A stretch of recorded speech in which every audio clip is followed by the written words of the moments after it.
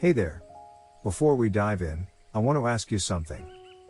Where are you listening from? And what time is it for you? Tell me in the comments. It's always incredible to know who's tuning in. From where and when.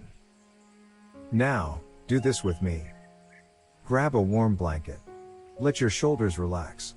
Close your eyes if you're able. Maybe switch on a fan, let that soft hum take you somewhere quieter. Are you ready? Let's go back. Way back. To a time of shadows and stone. A time of kings, famine, and fire. Welcome to medieval Spain. You wake up on a straw mattress, the smell of damp earth clinging to the air. Your home, if you can call it that, is a small, cold stone hut. There's no glass on the window, only rough wood shutters that creak when the wind howls through. The rooster outside didn't need to crow. Your body aches. Hunger woke you first. Bread, if there's any, is stale and rough. It's made of barley or rye, not wheat. Wheat is for nobles. You chew slowly, not for flavor, but because your teeth hurt. There are no dentists here. Your stomach growls, but this is all there is. You pull on coarse wool clothing, patched and reused from years ago. It smells of smoke from the hearth, the only source of warmth. Life here is not a series of choices. It's survival. Outside, the village stirs. Chickens cluck. Hooves echo on cobblestone, the Lord's steward rides in, eyes cold, collecting grain taxes. You bow low and don't speak. One wrong word could mean punishment, or worse, the stocks in the center square. Your hands are calloused from working since childhood. Plowing fields, carrying water, mending tools. Education? A dream. Books? Forbidden, unless you're a monk or a noble. Your name isn't written anywhere. No records. No rights. If something happens to you, a fever, a cut that turns to infection, you're forgotten.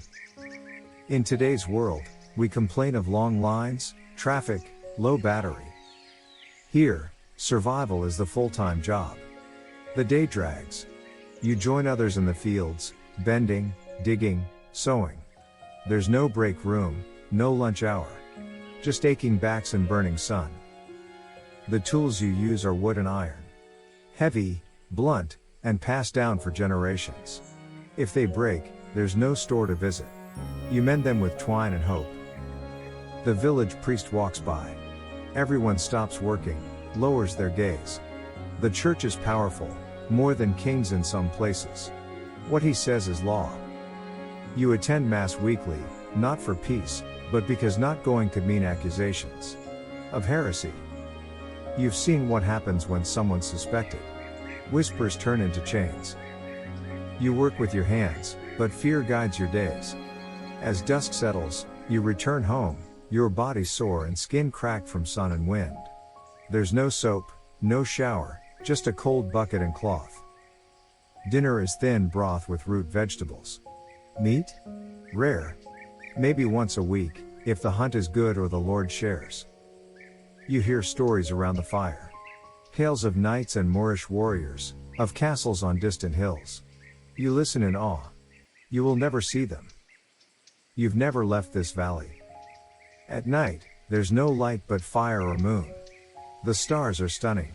They always are when nothing drowns them. But those stars don't comfort you. You sleep hoping wolves won't come near the sheep, and that illness won't creep into your bones. You dream of warmth. Of bread. Of peace. Some days are different. Festival days. Music plays, laughter rises. Ale flows from barrels, and someone butchers a pig for a feast. Children run, barefoot and wild. For a moment, you forget the hunger. The fear. You dance, or try to. Your feet are clumsy, but no one cares. A traveler once passed through your village. He spoke of Cordoba, of cities lit with lanterns and homes tiled with bright colors. He said the Moors had libraries and fountains, scholars and doctors. You don't know if it's true, but it sounded like another world. One you will never enter. Tomorrow, the plow waits. The Lord's steward will return. The rhythm will resume. But for tonight, the fire is warm, the bread is soft, and someone sings an old, sweet song. Morning fog clings to the valley as you rise. There's no clock, no alarm, just the rooster's cry and your body's ache. Your hands are cracked from cold and toil. Today, the tax collector comes. He rides in with a ledger and soldiers. You owe grain, perhaps eggs. If you have none, he takes what he finds, a blanket, a goat, your dignity. You don't argue. One man did once. He vanished. Justice isn't blind here, it's chained to power. The church demands its share too. 1/10 of all you earn or grow, the tithe. It claims to feed souls, but often fattens abbots. You wonder if God sees, if saints care.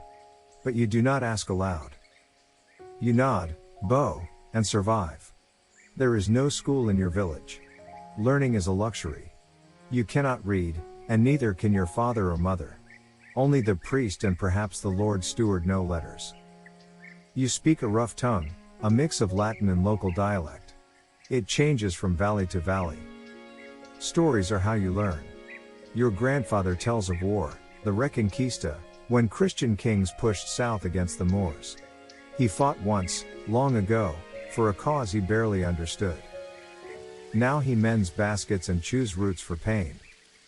Your world is small, but your imagination isn't. You dream of cities, of warmth, of music in Arabic scales and strange foods that smell of spice. But you wake each day to the same clay walls and bitter wind. Disease is always near.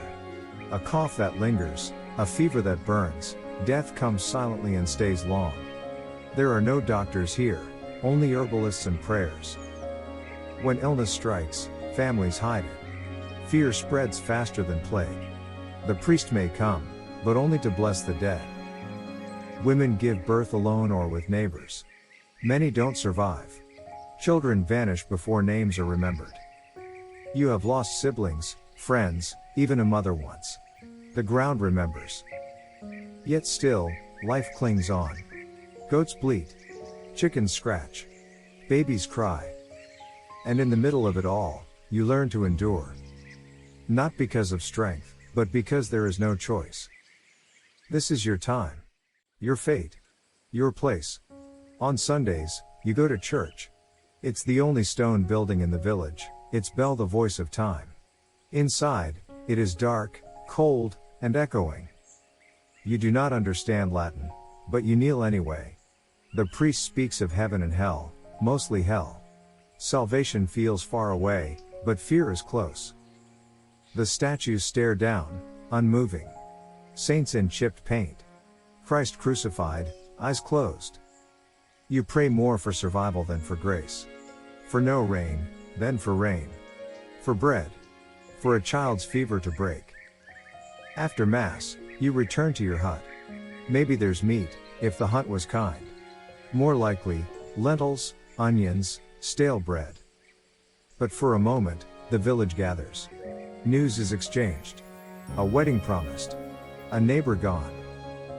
Then the silence returns, and with it, the work. You wear the same clothes each day, coarse wool, patched and heavy. In summer, it itches. In winter, it freezes. You bathe rarely. Water is for drinking, not for wasting. There is no soap, no privacy. Your body is the record of your labor, bruises, calluses, dirt. You smell like the earth, like smoke and sweat. So does everyone. Fleas and lice are constant companions. You scratch until you bleed. But no one complains. Not aloud. There is no alternative. Comfort is for nobility. Cleanliness for saints.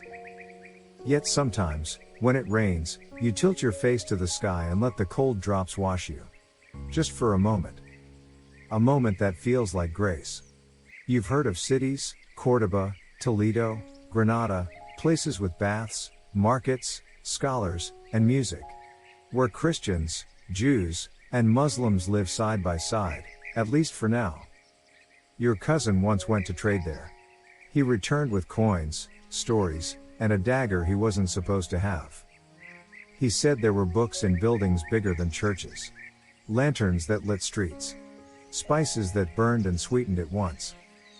You listened, wide-eyed, and for a moment, dreamed of more than pigs and plows. But dreams are dangerous. They don't feed mouths or mend shoes. So you tuck them away, like seeds in dry earth, hoping someday, maybe, they will grow. When night falls, true darkness comes.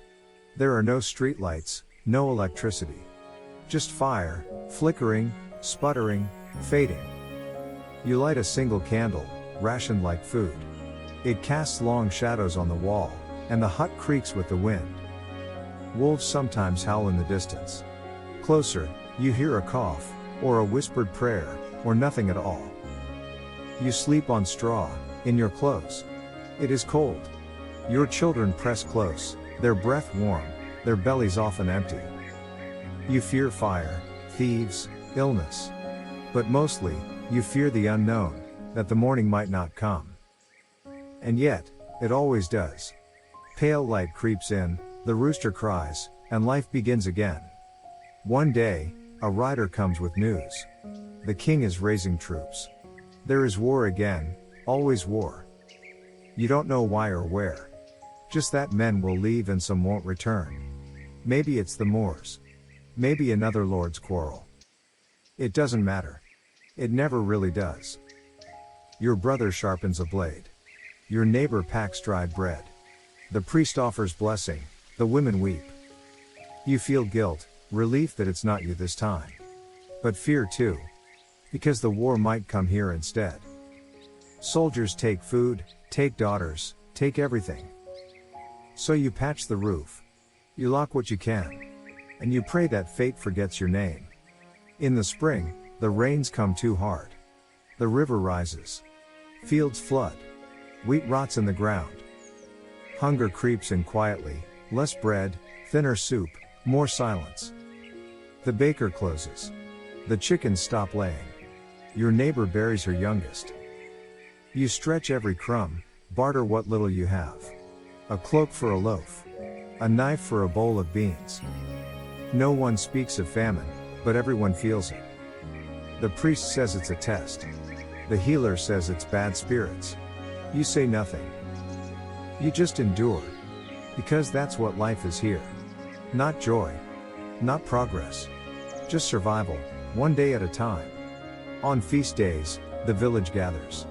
Not for joy, but for permission, a break from the grind of hunger and work.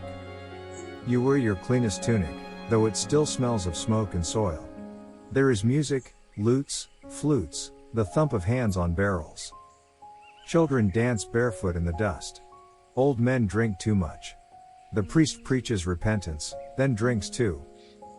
For a few hours, you forget the ache in your back and the weight of the future. You laugh, you sing, you watch a pig race and cheer. But when the sun dips and shadows return, so does the truth. The bread is gone. The beer is spilled. And you walk home by torchlight, clutching your ribs as hunger sets in again. The church watches everything. It tells you when to fast, when to marry, when to die. You fear God more than kings. And yet, the priest is just a man, fed better than you, dressed better than you, sinful just the same. He speaks Latin you don't understand. He warns of hell with eyes that linger too long on your sister. Still, you kneel. Still, you tithe. Because to question is to invite fire, in this life or the next. The church holds records, owns land, builds cathedrals from the sweat of peasants. Your sweat. But you don't rebel. You bow. You pray. And you hope it matters. A stranger arrives, a merchant from Valencia, or maybe Cordoba. He smells of spice and speaks of wonders. He carries almonds, cloth, scrolls. He talks of cities where lamps glow after sunset, where books fill rooms. You cannot imagine such things. You've never owned a book. You cannot read. But his voice paints pictures in your mind. He pays in silver. You stare at the coin, heavier than anything you've held. He buys cheese, oil, silence. He leaves the next morning, and the village returns to dust and duty. But for one night, you dreamed of somewhere else, a place where life is more than survival. A stranger arrives, a merchant from Valencia, or maybe Cordoba. He smells of spice and speaks of wonders. He carries almonds, cloth, scrolls. He talks of cities where lamps glow after sunset, where books fill rooms. You cannot imagine such things. You've never owned a book. You cannot read. But his voice paints pictures in your mind. He pays in silver. You stare at the coin, heavier than anything you've held. He buys cheese, oil, silence. He leaves the next morning, and the village returns to dust and duty. But for one night, you dreamed of somewhere else, a place where life is more than survival. Winter doesn't arrive gently here. It crashes down with wind and sickness. The fire in your hut barely warms your fingers. Your breath fogs the air inside. Your animals sleep close, not from affection, but for warmth. You've patched your clothes with old sackcloth. It's never enough. Food runs low. Dried beans. Stale bread. The occasional turnip. Someone coughs through the night. Too wet. Too deep. The kind of cough that leads to burial. You rise early, even when there's nothing to do but survive. You stare at the frost and wonder if spring will come before you die. Your body hurts in ways you've stopped naming. Knees grind. Teeth ache. Cuts fester. There are no doctors here. Only the wise woman, half healer, half heretic. She gives you a foul tea and whispers to the herbs. If it works, you praise God. If it doesn't, you blame the stars. You know men who have lost limbs to infection. A scratch becomes a fever, becomes a grave. Death doesn't knock here. It slips in under the door, quiet and patient. You wonder how long your hands will keep working before they betray you. Before you become a burden. The tax collector rides in on a fine horse. His shoes shine. His scrolls are clean. He doesn't ask if you've had enough to eat. He doesn't care how the frost killed your beans. He reads numbers. You owe what you cannot give. You offer eggs. Cloth. A rusty tool. He shrugs and marks your name. It will be more next season. You're not angry, not really. Just tired. Tired of owing, of bending, of feeding others before yourself. But rebellion is death. So you bow again and watch the horse ride off with the last of your dignity. The village has whispers. The priest says heresy. The wise woman says warning. The old man says prophecy. You don't know what to believe, but you cross yourself more often now. The sky's been red at night. The animals won't breed. A child was born with 6 fingers. That's enough to stir fear. Faith is both armor and burden. It comforts you, but it also watches you. One wrong word. One wrong glance. A neighbor might whisper your name to the priest. You think about saints and miracles. And fires. Always fires. Tonight, you light a single candle. Not for light, but for hope. You stare into the flame and think of another world. One where your child can read. Where you don't fear winter. Where you matter. Your neighbor sings an old lullaby. Soft, tired, beautiful. You hum along. Despite everything, there's still music. There's still bread, even if it's dry. There's still laughter, though it's quiet now. And in that moment, fleeting, small, life doesn't feel so cruel. You close your eyes and let the candle burn. Morning comes with frost. Your breath rises like prayer. The well has frozen over. The goats cry for warmth. You gather firewood with numb fingers. Your child coughs again. Too cold. Too thin. No herbs can cure hunger. No prayers can melt the ice. But still, you work. Not for glory. Not for reward. Just for one more day. Life here is not heroic. It's stubborn. It survives on scraps, on grit, on faith that tomorrow might be easier. You live because someone must. Because giving up would mean disappearing. And yet, you dream.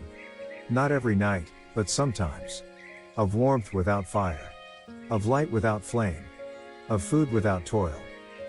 You dream of stories where peasants become kings. Where justice isn't a joke. where your name means something. Those dreams keep you alive, even when everything else conspires to break you. You don't know it, but centuries from now, others will wonder how you lived, how you endured, how you mattered. And maybe, just maybe, your story will still be burning, like the candle you once lit in the dark.